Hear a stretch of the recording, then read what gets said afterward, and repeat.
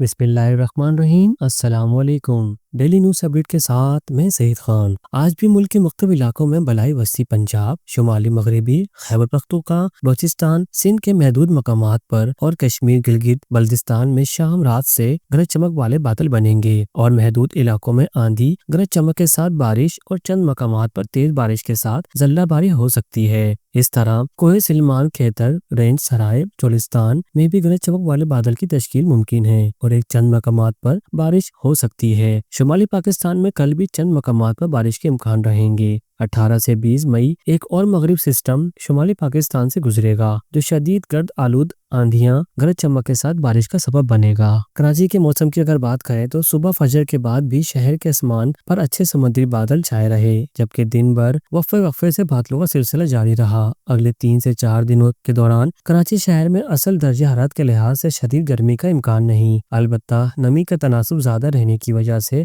महसूस होने वाली गर्मी पसीने की कैफियत ज्यादा रह सकती है। मजमूई तौर पर दर्जा हरारत 33 से 36 डिग्री के दरमियान रहेंगे। सुबह और रात की निस्बत दोपहर शाम में समुद्री हवाओं की रफ्तार अच्छी रह सकती है। वक्फे से कुछ बादलों की आमद और रफ्त भी रहेगी। साथ साथ मानसून के बारे में आपको थोड़ा सा पता चले, मानसून 2025 अपने मामूल के वक्त से कम 7 दिन पहले आ सकता है। आने वाले दिनों में ये तेजी से श्रीलंका और जनूबी हिंद के इलाके तक पहुंच जाएगा। मानसून सीजन 2025 पाकिस्तान में मामूल की तारीखों से पहले पहुंच सकता है। ऐसे ही अपडेट के लिए आप हमारे चैनल को सब्सक्राइब करें और हमारे साथ जुड़े रहें। मिलते हैं नेक्स्ट वीडियो में। अल्लाह हाफिज।